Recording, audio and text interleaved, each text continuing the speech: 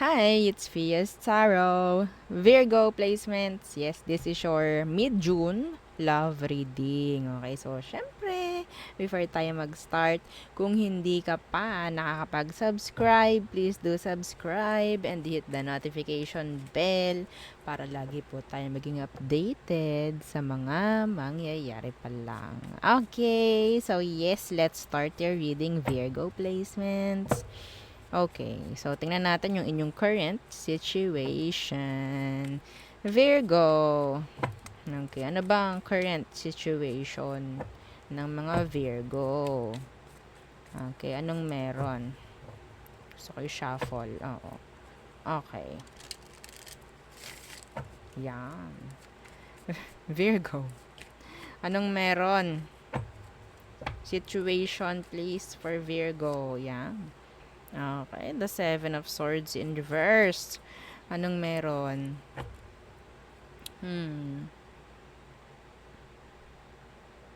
Okay. Clarify ko. Temperance. Ooh, may nagalit dito. May nakita. May nabunyag. Sheesh. Okay, yes. Virgo. Kumusta? Ano ang nakita mo? Anong nabunyag sa iyo? Or kung hindi man, meron kayong gustong-gustong malaman. Oo, gustong-gustong mabunyag. Gustong-gustong makuha ang kalinawan. Okay? Pero bakit ganon, Virgo? Alam nyo naman na, bakit gusto nyo pang marinig? Okay, specific yon. May mga ganon kasi. Yes. Alam nyo naman na yung sagot pero bakit gusto nyo pang marinig sa kanya? Bakit gusto nyo pa ng pruweba? Anyway. So, may chance na pwedeng may mabunyag dito at mag-cost ng arguments. Yes. Okay? So, let's see. Anong meron sa person mo, Virgo? So, we have here Sagittarius and air sign. Okay, so anong meron?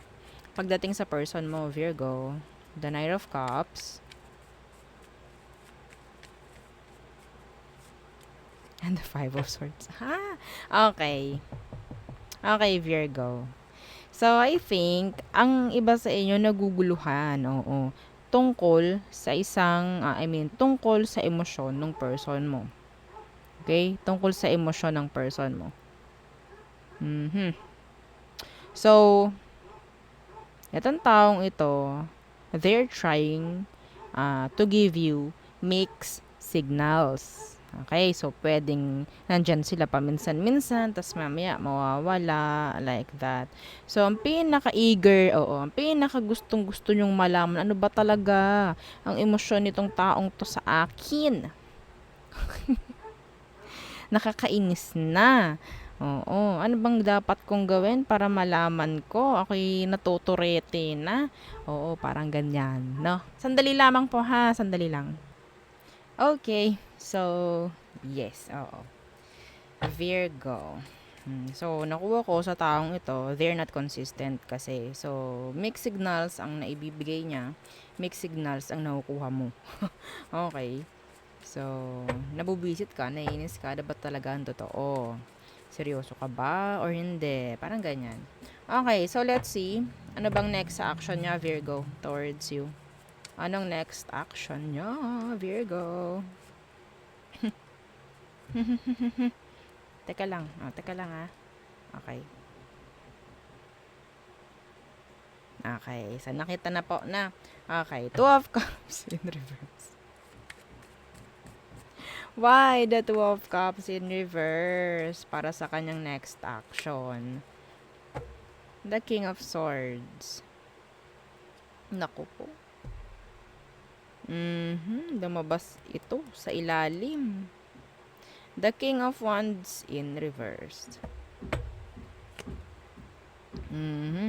The Ten of Wands in reverse. Itong taong ito, sabihin kong inuutakan ka lang. Okay. Hindi sila seryoso. Okay? So, kung wala silang ibinibigay na sabihin natin klaro na intention, klaro na emosyon, okay? Kung wala silang naibibigay sa inyong klarong sagot in general, then there's a problem. Okay? Oo, then there's a problem. Bakit ganon? 'Di ba? Bakit ganon? Why? Hindi na para tanungin pa dahil nandito si Nay as si King of Wands na naka-reversed. They're not serious. Oo, gusto lang nito is, alam nyo na, ganon. Okay? Mga pababae, mga palalaki, wala tayong palalagpasin. Okay? Kung ano man ang gender niyan. Ganon lang. Three of Cups. May label ba? May label na po ba? Hindi pa rin kayo mabigyan ng label. Oo, para kayo fine-friend zone. Oo, parang wala lang. Ano to, friends with benefits? Nako, mahirap to, Virgo. Ha, ha, ha, ha, ha. Okay. They're selfish. Ha? Okay po. Sarili lang po nito iniisip niya. Okay? Bakit kanya bibigyan ng klarong sagot? Kung sa pamamagitan ng hindi pagbibigay ng klarong sagot sa'yo is nagagawa mo or nagagawa nyo pa rin yung mga sabihin nating bagay-bagay. At napapasunod pa rin kayo ng taong to. Okay? Some of them, ayun yung way nila para kumagat ka ng kumagat sa sitwasyon. Humabol ka. Parang ganun. Humabol ka, Virgo. Okay? Ganun eh. I'm sorry. Pero yun ang nakukuha ko sa person mo. Okay? Syempre, hindi to para sa lahat. And yes, alam ko may makaka-resonate dito. Yes. Okay. Walang emosyon. Inuutakan ka lang. Actually. Okay, so let's see kung ano ang magiging takbuhan ng sitwasyon nyo na to, Virgo. The High Priestess. Wala pa rin po itong sasagutin. Wala pa rin po itong bibigyan ng kalinawan. Kung ano man yung hinihingi mo, hindi po eh. Kung may nakita kayo, kung meron kayong nalaman, itatanggi pa nito. Okay? Kung sabihin natin may nalaman kayo, nag-away kayo, ganyan-ganyan, ibe-breadcrumb kayo, ila-love bomb kayo. Okay? Yun ang nakikita ko sa taong yan. Bakit? Utakan lang. Inuutakan ka lang. Yes. Para lang syempre, hindi rin mawala yung connection with you. Syempre, baka may nahihita rin sa'yo. May nakukuha rin sa'yo eh. Bakit niya pakakawalan to? Di po ba? So, the High Priestess. What's with the High Priestess? This is secrets. Okay? Questions. Pero, as the High Priestess being here, follow your intuition. Okay? Follow your intuition, Virgos. Okay? Pagdating dyan. Hindi kayo papahamak ng inyong mga intuition. Okay? See? The intention is not good. The Wheel of Fortune. So, kung puro nakatago lahat, kung walang kalinawan, may pag-usad ba? Wala. The Two of Wands, a lot of delays. Okay?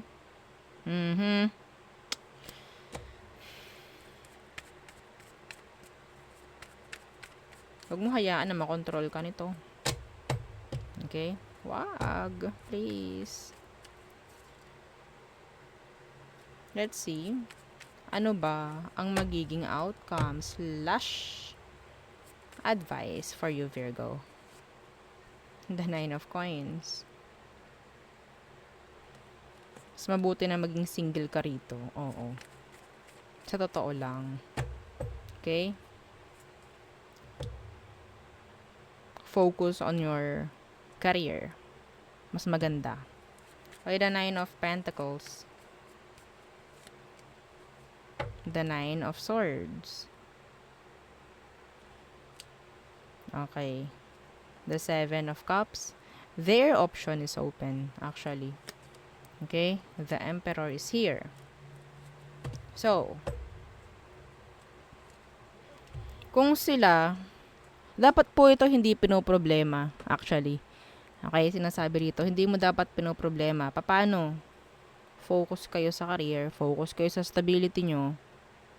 Okay? Para ano? Para hindi kayo maghabol sa ganito. Mafo-focus at madadivert yung inyong isip sa mas mahalaga. Ito, hindi po ito mahalaga. Ang ibinibigay lang po nito sa inyo is stress. Hayaan na lang po na tayo ay mas stress sa mga mas magaganda, may mga kapararakang bagay, kaysa dito, wala. Hindi po ba? Kaysa maubos ang energy nyo, kakaisip, ano bang meron? Ano bang intention nyo sa akin? Doon nyo na lang ibaling. Oo, sa inyong mga sabihin nating business nyo, kaperahan nyo, stability nyo. May mas pupuntahan pang maganda. Dito, wala. Stress. Baka mag-manifest pa yan sa inyo, sa katawan nyo. Diba? Kaya ganyan, pwede kasing hinahayaan nyo na makontrol kayo. Okay?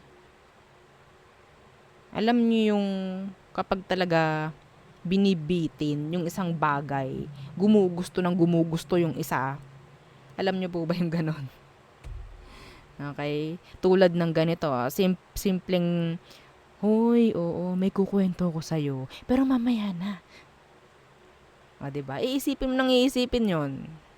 Ano kaya yun? Sabihin mo na. Kukulitin mo na kukulitin. Diba? Friend mo, kayong dalawa, ganon. Hoy, Beshi, oo, may kukwento ko sa'yo. Pero bukas na, kasi gabi na eh. Ayaw mo pang ikwento ngayon. Nag-uusap naman na tayo. Tsaka na, bukas na. Diba? Kinabukasan na, hanapin mo yung Beshi mo. Di po ba? Ganon yun. Ganon ang ginagawa sa iyo ng taong ito. Gets nyo? Sana na-gets nyo. Okay, so yun po ha. Kung gusto nyong maging stress, doon lang sa mas mga importanteng bagay kaysa dito. Di po ba? Okay. So, tayo ay tumungo na sa all signs. Okay. Virgos. Aries through Pisces. Okay, Aries. Okay, so available emotionally.